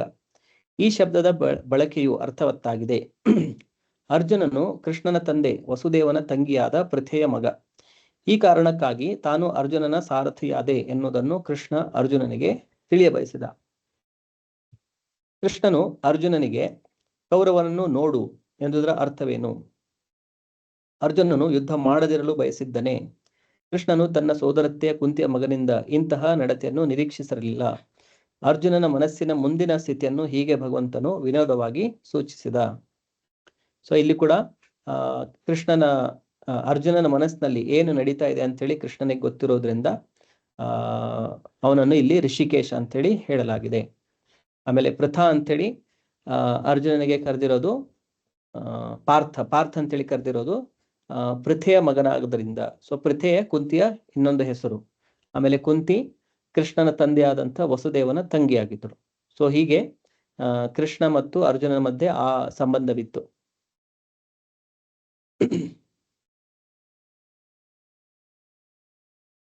ಮುಂದಿನ ಶ್ಲೋಕ. ತತ್ರಾಪಶ್ಯತ್ ಸ್ಥಿತಾನ್ ಪಾರ್ಥ ಪಿತೃನಥಾ ಪಿತಾಮಹಾನ್ ಆಚಾರ್ಯಾನ್ ಮಾತುಲಾನ್ ಭ್ರಾತೃನ್ ಪುತ್ರಾನ್ ಪೌತ್ರಾನ್ ಸಖೀನ್ಸ್ತಥಾ ಶ್ವಶುರಾನ್ ಸುಹೃದಶ್ಚೈವ ಸೇನಯೋರುಭಯೋರಪಿ. ಸೊ ಅಲ್ಲಿ ಅರ್ಜುನ ಯಾರ್ಯಾರನ್ನು ನೋಡಿದ ಅಂತೇಳಿ ಈ ಶ್ಲೋಕದಲ್ಲಿ ಹೇಳಿದೆ. ಅನ್ನುವಾದವನ್ನು ನೋಡುವ. ಅರ್ಜುನನು ಎರಡೂ ಸೈನ್ಯಗಳಲ್ಲೂ ಇದ್ದ ತನ್ನ ಚಿಕ್ಕಪ್ಪ ದೊಡ್ಡಪ್ಪಂದಿರನ್ನು, ತಾತಂದಿರನ್ನು, ಗುರುಗಳನ್ನು, ಸೋದರ ಮಾವಂದಿರನ್ನು, ಸೋದರರನ್ನು, ಮಕ್ಕಳನ್ನು, ಮೊಮ್ಮಕ್ಕಳನ್ನು, ಸ್ನೇಹಿತರನ್ನು, ಮಾವಂದಿರನ್ನು, ಹಿತೈಷಿಗಳನ್ನು ನೋಡಿದನು. ಸೊ ಅರ್ಜುನ ಎಲ್ಲಿ ನೋಡ್ತಾ ಇದ್ದಾನೆ, ಎಲ್ರೂ ಎಲ್ಲ ಸಂಬಂಧಿಗಳೇ. ಕೆಲವೊಬ್ರು ಚಿಕ್ಕಪ್ಪರಾಗಿದ್ದಾರೆ, ಕೆಲವೊಬ್ರು ದೊಡ್ಡಪ್ಪರಾಗಿದ್ದಾರೆ, ಕೆಲವೊಬ್ರು ತಾತಂದಿರಾಗಿದ್ದಾರೆ, ಕೆಲವೊಬ್ರು ಗುರುಗಳ ಸ್ಥಾನದಲ್ಲಿದ್ದಾರೆ, ಕೆಲವೊಬ್ರು ಸೋದರ ಮಾವಂದಿರು, ಕೆಲವೊಬ್ರು ಸೋದರರು, ಆಮೇಲೆ ಕೆಲವರು ಮಕ್ಕಳ ಸ್ಥಾನದಲ್ಲಿದ್ದಾರೆ, ಕೆಲವೊಬ್ರು ಮೊಮ್ಮಕ್ಕಳ ಸ್ಥಾನದಲ್ಲಿದ್ದಾರೆ, ಕೆಲವೊಬ್ರು ಸ್ನೇಹಿತರಾಗಿದ್ದಾರೆ, ಕೆಲವೊಬ್ರು ಮಾವಂದಿರಾಗಿದ್ದಾರೆ, ಕೆಲವೊಬ್ರು ಹಿತೈಷರಾಗಿದ್ದಾರೆ. ಯಾಕಂದ್ರೆ ಇವರೆಲ್ಲ ಒಂದೇ ಫ್ಯಾಮಿಲಿ ಆಗಿರೋದ್ರಿಂದ ದುರ್ಯೋಧನ ಮತ್ತು ಅರ್ಜುನ. ಸೊ ಅವ್ರ ಜೊತೆಗೆ ಸೇರಿರೋರು ಕೂಡ ಯಾವುದೇ ಒಂದು ತರ ಅವರ ಸಂಬಂಧಿಗಳೇ ಆಗಿದ್ರು. ಸೊ ಅರ್ಜುನ ಅಲ್ಲಿ ನೋಡ್ತಾ ಇದ್ದಾನೆ, ಎಲ್ರೂ ತನ್ನ ಸಂಬಂಧಿಗಳೇ ಅಲ್ಲಿ ಬಂದಿದ್ದಾರೆ ಯುದ್ಧ ಮಾಡ್ಲಿಕ್ಕೆ ಅಂತ ಹೇಳಿ. ಭಾವಾರ್ಥ. ರಣಭೂಮಿಯಲ್ಲಿ ಅರ್ಜುನನು ಎಲ್ಲ ಬಗೆಯ ಬಂಧುಗಳನ್ನು ಕಂಡನು. ಭೂರಿಶ್ರವನಂತಹ ತನ್ನ ತಂದೆಯ ಹೊರಗೆಯವರು, ಭೀಷ್ಮ ಮತ್ತು ಸೋಮದತ್ತರಂತಹ ಪಿತಾಮಹರು, ದ್ರೋಣಾಚಾರ್ಯ ಮತ್ತು ಕೃಪಾಚಾರ್ಯರಂತಹ ಗುರುಗಳು, ಶಲ್ಯ ಮತ್ತು ಶಕುನಿಗಳಂತಹ ಸೋದರ ಮಾವಂದಿರು, ದುರ್ಯೋಧನನಂತಹ ಸೋದರರು, ಲಕ್ಷ್ಮಣನಂತಹ ಮಕ್ಕಳು, ಅಶ್ವತ್ಥಾಮರಂತಹ ಸ್ನೇಹಿತರು, ಋತವರ್ಮನಂತಹ ಹಿತೈಷಿಗಳು ಮೊದಲಾಗಿ ಅನೇಕರನ್ನು ನೋಡಿದನು. ತನ್ನ ಹಲವರು ಸ್ನೇಹಿತರು ಇದ್ದ ಸೈನ್ಯಗಳನ್ನು ಕಂಡನು. ಸೊ ಇದರಿಂದ ನಾವು ನೋಡಬಹುದು ಅರ್ಜುನನಿಗೆ ಎಂತಹ ಗೊಂದಲದ ಸ್ಥಿತಿ ಇದೆ. ಯಾಕಂದ್ರೆ ಯುದ್ಧ ಮಾಡ್ಬೇಕಾಗಿರೋ ಎಲ್ಲರೂ ಕೂಡ ಅವನ ಅಣ್ಣ ತಮ್ಮಂದಿರು, ಅಥವಾ ತಂದೆ ಸ್ಥಾನದಲ್ಲಿರೋರು, ಅಥವಾ ಅಜ್ಜನ ಸ್ಥಾನದಲ್ಲಿರೋರು, ಸೋದರ ಮಾವನ ಸ್ಥಾನದಲ್ಲಿರೋರು, ಅಥವಾ ತನ್ನ ಸ್ನೇಹಿತರು, ಅಥವಾ ಮಕ್ಕಳು, ಮೊಮ್ಮಕ್ಕಳು, ಇಂಥ ಜನರ ಜೊತೆ ಅರ್ಜುನನಿಗೆ ಯುದ್ಧ ಮಾಡುವಂತ ಒಂದು ಸನ್ನಿವೇಶ ಬಂದಿದೆ. ತಾನ್ ಸಮೀಕ್ಷ ಸ ಕೌಂತೆಯ ಸರ್ವಾನ್ ಬಂಧೂನ್ ಅವಸ್ಥಿತಾನ್ ಕೃಪಯಾ ಪರಯಾವಿಷ್ಟೋ ವಿಷೀದನ್ನಿದಮಬ್ರವೀತ್. ಅನ್ನುವಾದ. ಕುಂತಿಯ ಮಗ ಅರ್ಜುನನು ಈ ಎಲ್ಲ ನೆಂಟರಿಷ್ಟರನ್ನು ಕಂಡಾಗ ತುಂಬಾ ಭಾವಪರವಶನಾಗಿ ಹೀಗೆ ಹೇಳಿದನು. ಯಾಕಂದ್ರೆ ಎಲ್ಲಾ ತನ್ನ ಸಂಬಂಧಿಕರೇ ಆಗಿರೋದ್ರಿಂದ ಅರ್ಜುನನು ಭಾವಪರವಶನಾಗುತ್ತಾನೆ. ಆಮೇಲೆ ಈ ಮಾತನ್ನು ಹೇಳ್ತಾನೆ. ಏನ್ ಹೇಳ್ತಾನೆ ನೆಕ್ಸ್ಟ್ ಶ್ಲೋಕದಲ್ಲಿ? ಅರ್ಜುನ ಉವಾಚ ದೃಷ್ಟ್ವೇವಂ ಸ್ವಜನಂ ಕೃಷ್ಣ ಯುಯುತ್ಸುಂ ಸಮುಪಸ್ಥಿತಂ ಸೀದಂತಿ ಮಮ ಗಾತ್ರಾಣಿ ಮುಖಂ ಚ ಪರಿಶುಷ್ಯತಿ. ಅರ್ಜುನ ಹೇಳ್ತಾನೆ, ಕೃಷ್ಣ ಯುದ್ಧಾಭಿಲಾಷೆಯಿಂದ ಇಲ್ಲಿ ಸಮಾವೇಶಗೊಂಡಿರುವ ನನ್ನ ನೆಂಟಿಷ್ಟರನ್ನು ನೋಡಿ ನನ್ನ ಅವಯವಗಳು ಕಂಪಿಸುತ್ತಿವೆ ಮತ್ತು ಬಾಯಿ ಒಣಗುತ್ತಿದೆ. ಸೊ ಅರ್ಜುನನ ಎಲ್ಲಾ ಅಂಗಗಳು ಕಂಪಿಸ್ಲಿಕ್ಕೆ ಶುರುವಾಗುತ್ತೆ, ಮತ್ತೆ ಅವನು ಬಾಯಿ ಒಣಗ್ಲಿಕ್ಕೆ ಶುರುವಾಗುತ್ತೆ. ಯಾಕಂದ್ರೆ ಎಲ್ಲಾ ಬಂಧುಗಳ ಜೊತೆ ಯುದ್ಧ ಮಾಡಬೇಕು ಈ ವಿಚಾರವನ್ನಲ್ಲಿ ಮನಸ್ಸಿನಲ್ಲಿ ಬಂದ್ಬಿಟ್ಟು ಅವನಲ್ಲಿ ಈ ತರ ಲಕ್ಷಣಗಳು ಕಾಣಲಿಕ್ಕೆ ಶುರುವಾಗುತ್ತೆ. ಭಾವಾರ್ಥ.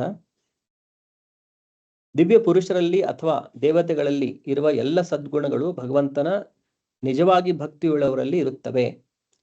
ಆದರೆ ಭಕ್ತನಲ್ಲದವನು ವಿದ್ಯೆ ಮತ್ತು ಸಂಸ್ಕೃತಿಗಳಿಂದ ಲೌಕಿಕವಾಗಿ ಅಷ್ಟೇ ಅರ್ಹತೆಗಳನ್ನು ಗಳಿಸಿರಲಿ, ಅವನಲ್ಲಿ ದಿವ್ಯ ಗುಣಗಳಿರುವುದಿಲ್ಲ. ಸೊ ಭಗವಂತನ ಭಕ್ತರಲ್ಲಿ ಎಲ್ಲಾ ಗುಣಗಳಿರುತ್ತವೆ.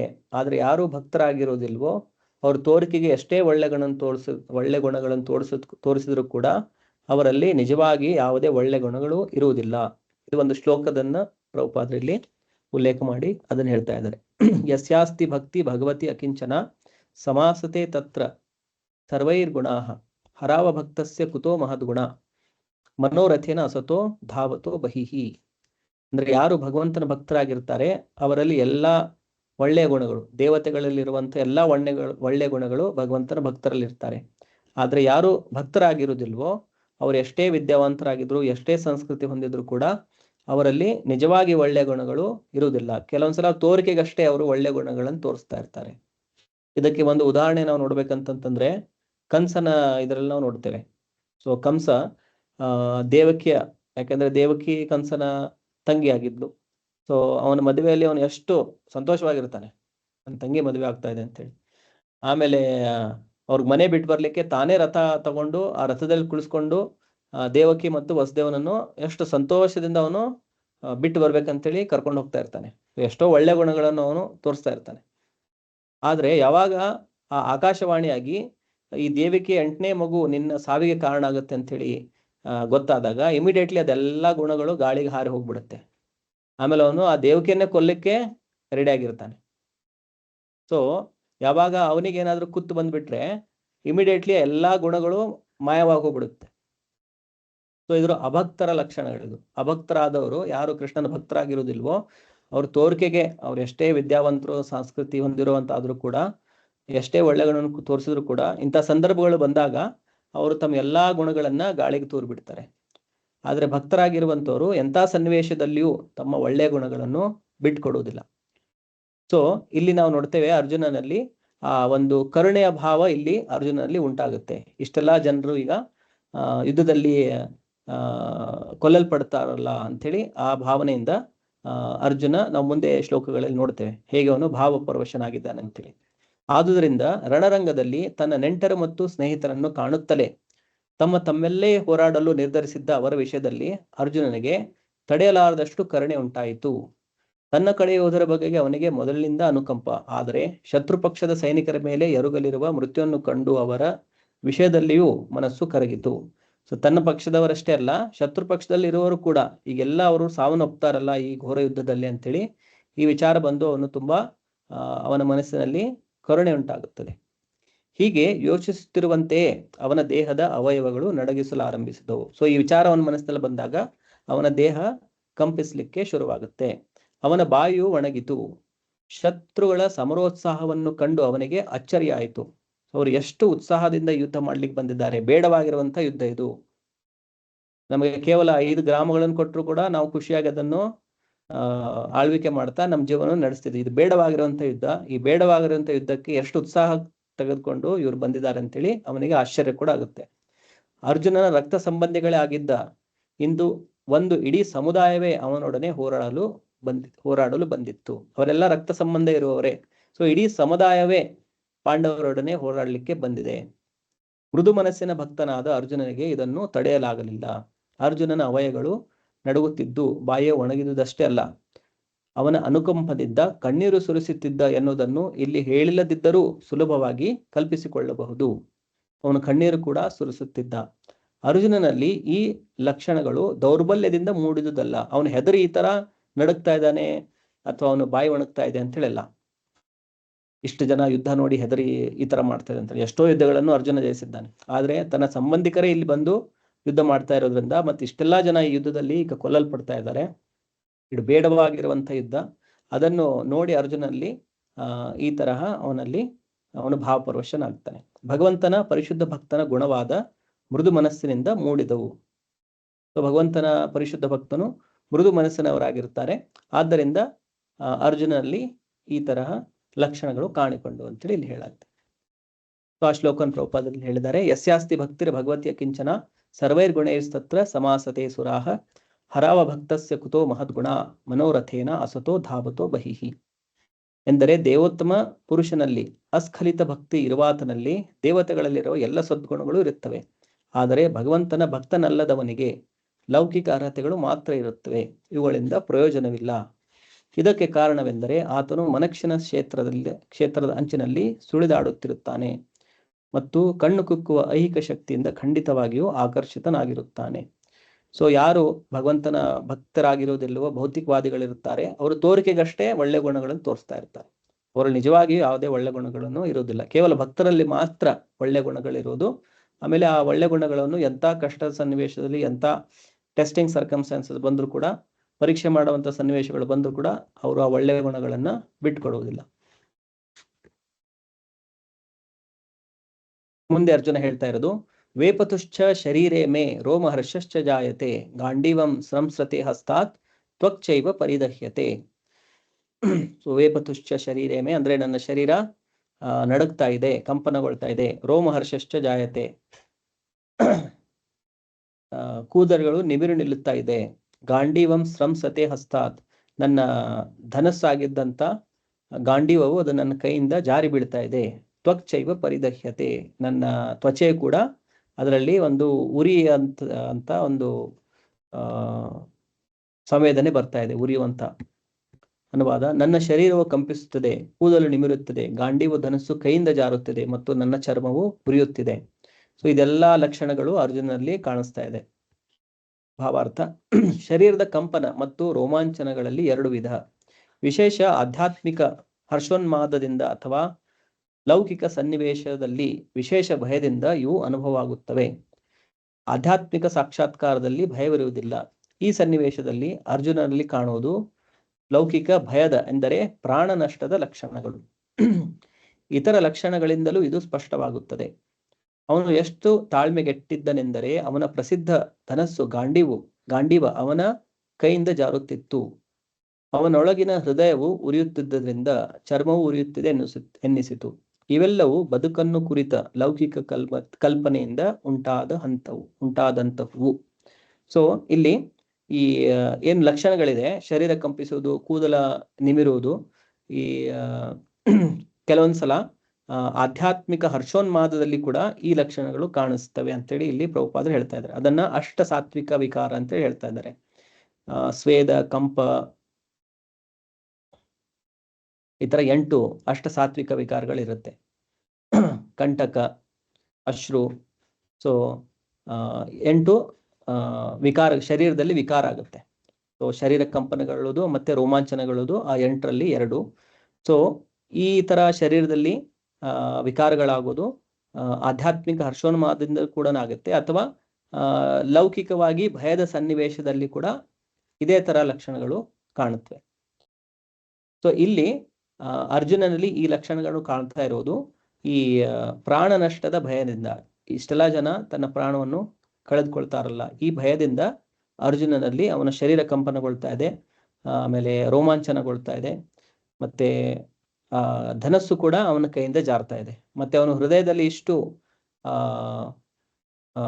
ಅವನ ಹೃದಯ ಉರಿಯುತ್ತಿರೋದ್ರಿಂದ ಅವನಿಗೆ ತನ್ನ ಚರ್ಮವು ಉರಿಯುತ್ತಾ ಇದೆ ಅಂತೇಳಿ ಅನಿಸ್ತಾ ಇದೆ. ಸೊ ಇದೆಲ್ಲ ಶರೀರದ ನಷ್ಟದಿಂದ, ಶರೀರದ ನಷ್ಟವಾಗ್ತಾ ಇದೆ. ಇವೆಲ್ಲ ಶರೀರಗಳು ನಷ್ಟವಾಗುತ್ತವೆ ಅಂದ್ರೆ ಯಾರಾದ್ರೂ ಈಗ ಸಾಯೋರಿದ್ದಾರೆ ಅಂತೇಳಿ ಈಗ ನೆಕ್ಸ್ಟ್, ಯಾಕಂದ್ರೆ ಯುದ್ಧ ಸ್ಟಾರ್ಟ್ ಆದ್ರೆ ಇಮಿಡಿಯೇಟ್ ಆಗಿ ಅಲ್ಲಿ ಹೆಣಗಳು ಬೀಳ್ಲಿಕ್ಕೆ ಶುರು ಆಗುತ್ತೆ. ಯಾಕಂದ್ರೆ ಬಾಣಗಳನ್ನು ಬಿಡ್ತಾ ಇರ್ತಾರೆ, ಇಮಿಡಿಯೇಟ್ ಆಗಿ ಜನ ಸಾಯ್ಲಿಕ್ಕೆ ಶುರು ಆಗ್ಬಿಡ್ತಾರೆ. ಸೊ ಈ ಪ್ರಾಣ ನಷ್ಟದ ಭಯದಿಂದ ಇದು ಒಂದು ಭೌತಿಕ ವಿಚಾರ, ಯಾಕಂದ್ರೆ ಆತ್ಮಕ್ಕೆ ಸಾವಿರೋದಿಲ್ಲ, ಕೇವಲ ಶರೀರ ನಾಶವಾಗೋದು.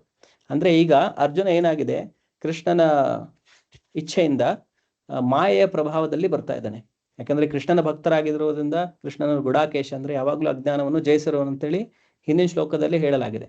ಆದರೆ ಈ ಭಗವದ್ಗೀತೆಯ ಹೊರಗಡೆ ಬರಬೇಕಿದಾಗ ಕೃಷ್ಣನಿಂದ, ಸೊ ಅದರಿಂದಾಗಿ ಅರ್ಜುನನನ್ನ ತಾತ್ಕಾಲಿಕವಾಗಿ ಮಾಯೆಯ ಪ್ರಭಾವದಲ್ಲಿ ಕೃಷ್ಣ ಮಾಡ್ತಾನೆ. ಅವಾಗ ಅರ್ಜುನನು ಈ ತರ ಎಲ್ಲ ಜ್ಞಾನವನ್ನು ಮರೆತು ಅಜ್ಞಾನದಲ್ಲಿ ಹೋಗ್ಬಿಡ್ತಾನೆ.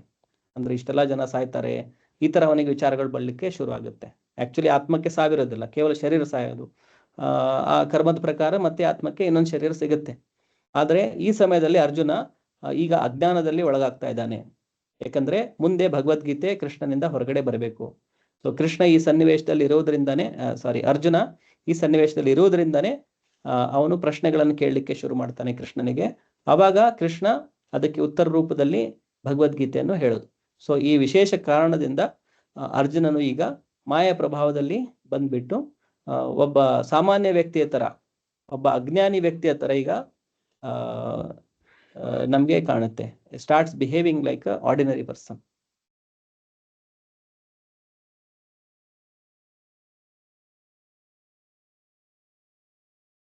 ಓಕೆ, ಸೊ ನಾವು ಶ್ಲೋಕ ನಂಬರ್ 30 ಇದೊಂದು ನೋಡ್ಕೊಳ್ಳುವ. ಇದನ್ನು ನೋಡಿ ಇವತ್ತಿನ ಕ್ಲಾಸನ್ನ ಸಮಾಪ್ತಿಗೊಳಿಸುವ.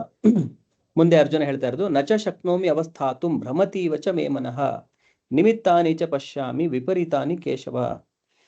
ಹೇ ಕೇಶವ, ಇಲ್ಲಿ ನಿಲ್ಲುವುದಕ್ಕೂ ನನಗೆ ಆಗುತ್ತಿಲ್ಲ. ನಚ ಶಕ್ನೋಮಿ ಅವಸ್ಥಾತುಂ, ಸೊ ಇಲ್ಲಿ ನಿಲ್ಲಲಿಕ್ಕೆ ಕೂಡ ನನಗೆ ಆಗ್ತವಿಲ್ಲ, ಅಷ್ಟು ನಾನು ಶಕ್ತಿಯನ್ನು ಕಳೆದುಕೊಳ್ತಾ ಇದ್ದೇನೆ. ಭ್ರಮತೀವ ಚ ಮೇ ಮನಃ, ನನ್ನನ್ನೇ ನಾನು ಮರಿತಾ ಇದ್ದೇನೆ. ನನ್ನ ಮನಸ್ಸು ಸುತ್ತುತ್ತಿದೆ. ನಿಮಿತ್ತಾನಿ ಚ ಪಶ್ಯಾಮಿ ವಿಪರೀತಾನಿ ಕೇಶವ. ಅಶುಭ ಸೂಚಕ ಅಶುಭ ಸೂಚಕ ಶಕುನಗಳೇ ನನಗೆ ಕಾಣ್ತಾ ಇದ್ದೇವೆ. ಸೊ ಈ ತರ ಅರ್ಜುನ ತನ್ನ ಮನಸ್ಥಿತಿಯನ್ನು ಕೃಷ್ಣನ ಮುಂದೆ ಹೇಳ್ತಾ ಇದ್ದಾನೆ. ಸೊ ಇದು ಭಕ್ತರ ಇನ್ನೊಂದು ಲಕ್ಷಣ. ಅವ್ರು ಏನೇ ಅವರ ಜೀವನದಲ್ಲಿ ಆಗ್ತಾ ಇದ್ರು ಕೂಡ ಎಲ್ಲವನ್ನು ಕೂಡ ಅವರು ಭಗವಂತನ ಮುಂದೆ ವ್ಯಕ್ತ ಮಾಡ್ತಾರೆ. ಏನೇ ಒಳ್ಳೇದಾಗಿರ್ಲಿ ಕೆಟ್ಟದಾಗಿರ್ಲಿ ಏನೇ ಆದ್ರೂ ಕೂಡ ತಮ್ಮ ಮನಸ್ಸನ್ನು ಅವರು ಭಗವಂತನ ಮೇಲೆ ಭಗವಂತನ ಮುಂದೆ ಬಿಚ್ಚಿಡ್ತಾರೆ. ಅವಾಗ ಭಗವಂತನ ಅವರಿಗೆ ಮಾರ್ಗದರ್ಶನವನ್ನು ಮಾಡ್ತಾನೆ. ಭಾವಾರ್ಥ: ತಾಳ್ಮೆ ಗೆಟ್ಟುವುದರಿಂದ ಅರ್ಜುನನಿಗೆ ರಣಭೂಮಿಯಲ್ಲಿ ನಿಲ್ಲುವುದಕ್ಕೂ ಸಾಧ್ಯವಾಗಲಿಲ್ಲ. ಮನಸ್ಸಿನ ಈ ದೌರ್ಬಲ್ಯದಿಂದಾಗಿ ಅವನು ತನ್ನನ್ನೇ ಮರೆಯುತ್ತಿದ್ದ. ಲೌಕಿಕ ವಿಷಯಗಳಲ್ಲಿ ಅತಿಯಾದ ಮೋಹವು ಮನುಷ್ಯನನ್ನು ಇಂತಹ ದಿಗ್ಭ್ರಾಂತ ಸ್ಥಿತಿಗೆ ತರುತ್ತದೆ. ಲೌಕಿಕ ವಿಷಯದಲ್ಲಿ ತುಂಬಾ ಮೋಹವಾಗಿದ್ರೆ, ತುಂಬಾ ಅಟ್ಯಾಚ್ಮೆಂಟ್ ಇದ್ರೆ ಅವಾಗ ಏನಾಗುತ್ತೆ, ಈ ತರ ದಿಗ್ಭ್ರಾಂತಿಗೆ ಒಳಗಾಗುವಂತ ಸ್ಥಿತಿಗೆ ನಾವು ಬರ್ತೇವೆ.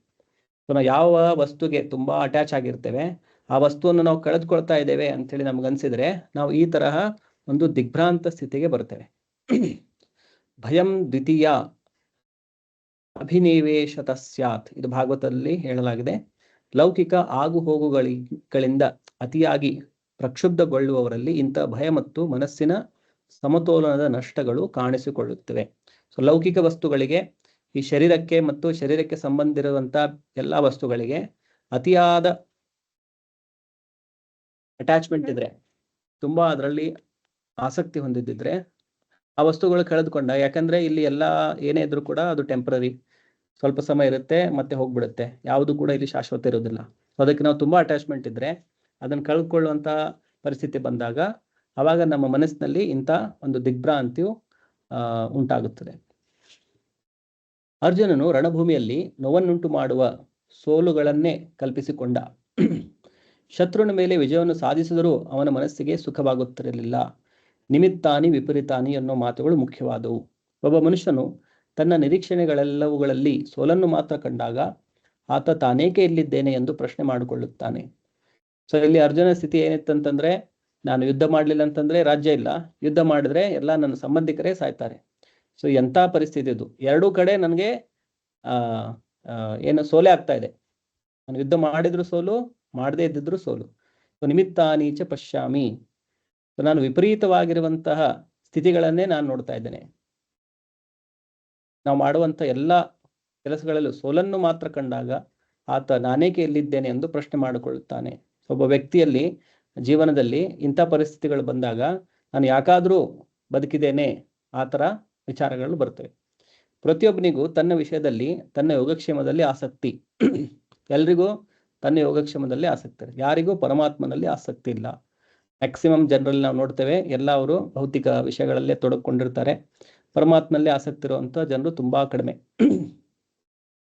ಕೃಷ್ಣನ ಸಂಕಲ್ಪದಿಂದ ಅರ್ಜುನನು ತನ್ನ ನಿಜವಾದ ಸ್ವಹಿತದ ಅಜ್ಞಾನವನ್ನು ಪ್ರದರ್ಶಿಸುತ್ತಿದ್ದಾನೆ. ಅಲ್ಲಿ ಕೃಷ್ಣನ ಸಂಕಲ್ಪದಿಂದಾಗಿಯೇ ಅರ್ಜುನನು ಈಗ ಮಾಯಾ ಪ್ರಭಾವದಲ್ಲಿ ಬಂದು ತನ್ನ ಪರಮಾರ್ಥಿಕವಾದಂಥ ಆಸಕ್ತಿ, ಅದು ಕೃಷ್ಣನ ಸೇವೆಯನ್ನು ಮಾಡೋದು, ಕೃಷ್ಣನ ಭಕ್ತಿಯಲ್ಲಿ ತೊಡಕೊಳ್ಳೋದು, ಕೃಷ್ಣನ ಆಜ್ಞೆ ಪ್ರಕಾರ ತನ್ನ ಕರ್ತವ್ಯಗಳನ್ನು ಮಾಡೋದು, ಇದು ನಿಜವಾದ ನಮ್ಮ ಕಾರ್ಯಗಳಿರುತ್ತೆ. ಆದ್ರೆ ಅದನ್ನು ಮರೆತುಬಿಟ್ಟು ಈಗ ಅವನು ತನ್ನ ಬಂಧು ಬಾಂಧವರ ಸಾವು ಆಗುತ್ತೆ ಈಗ ಆ ವಿಚಾರದಲ್ಲಿ ಬಂದು ತನ್ನ ಎಲ್ಲ ಮಾನಸಿಕ ಸಂತಾನವನ್ನು ಅರ್ಜುನನೀಗ ಕಳೆದುಕೊಳ್ತಾ ಇದ್ದಾನೆ. ಯಾರದೇ ಸ್ವಹಿತವಾದರೂ ನೆಲೆಸಿರುವುದು ವಿಷ್ಣುವಿನಲ್ಲಿ ಅಥವಾ ಕೃಷ್ಣನಲ್ಲಿ. ಸೊ ನಮ್ಮೆಲ್ಲರ ಸ್ವಹಿತ ಇರುವುದು ಕೇವಲ ವಿಷ್ಣುವಿನಲ್ಲಿ ಅಥವಾ ಕೃಷ್ಣನಲ್ಲಿ. ಬದ್ಧಾತ್ಮನು ಇದನ್ನು ಮರೆಯುತ್ತಾನೆ, ಆದುದರಿಂದ ಪ್ರಾಪಂಚಿಕ ಯಾತನೆಯನ್ನು ಅನುಭವಿಸುತ್ತಾನೆ. ಸೊ ನಾವು ನಮ್ಮ ಹಿತ ಇರೋದು ನಾವು ಕೃಷ್ಣನಲ್ಲಿ, ಕೃಷ್ಣನ ಸೇವೆಯಲ್ಲಿ ತೊಡಗಿಕೊಂಡಾಗ ಅದೇ ನಮಗೆ ಹಿತವನ್ನು ನೀಡುತ್ತೆ. ಇದನ್ನು ಯಾವಾಗ ನಾವು ಮರೆಯುತ್ತೇವೆ, ನಾವು ಪ್ರಾಪಂಚಿಕ ಕೆಲಸಗಳಲ್ಲಿ ಮಗ್ನರಾಗ್ಬಿಡ್ತೇವೆ. ಸೊ ಅದರಿಂದಾಗಿ ನಾವು ಬೇರೆ ಬೇರೆ ಪ್ರಕಾರದ ಯಾತನೆಗಳನ್ನು ಅನುಭವಿಸುತ್ತೇವೆ.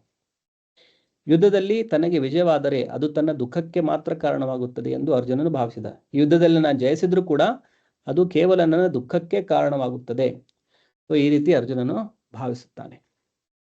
ಮತ್ತೆ ನಾವು ಮುಂದಿನ ಶ್ಲೋಕಗಳಲ್ಲಿ ನೋಡುವ ಅರ್ಜುನ ಮತ್ತೆ ಏನೇನು ತನ್ನ ಮನಸ್ಸಿನ ಸ್ಥಿತಿಯನ್ನು ಕೃಷ್ಣನ ಮುಂದೆ ಹೇಳ್ತಾನೆ, ಮತ್ತೆ ಹೇಗೆ ಈ ಯುದ್ಧ ಮಾಡಬಾರದು ಅಂತೇಳಿ ಹೇಗೆ ವಾದಗಳನ್ನು ಮಾಡುತ್ತಾನೆ. ಇದನ್ನು ನಾವು ಮುಂದಿನ ಶ್ಲೋಕಗಳಲ್ಲಿ ನೆಕ್ಸ್ಟ್ ಸಂಡೇ ಕ್ಲಾಸಲ್ಲಿ ನಾವು ಇದನ್ನು ನೋಡುವ. ಏನಾದರೂ ಪ್ರಶ್ನೆಗಳಿದ್ರೆ ನಾವು ಅದನ್ನು ಡಿಸ್ಕಸ್ ಮಾಡುವ.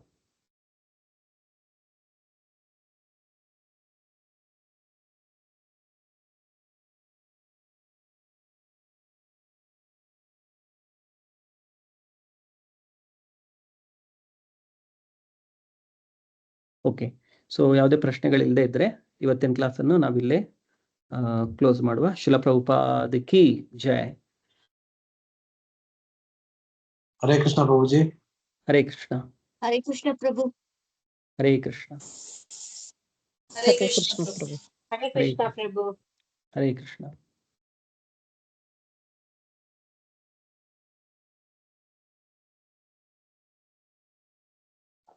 ಹರೇ ಕೃಷ್ಣ ಪ್ರಭುಜಿ. ಹರೇ ಕೃಷ್ಣ.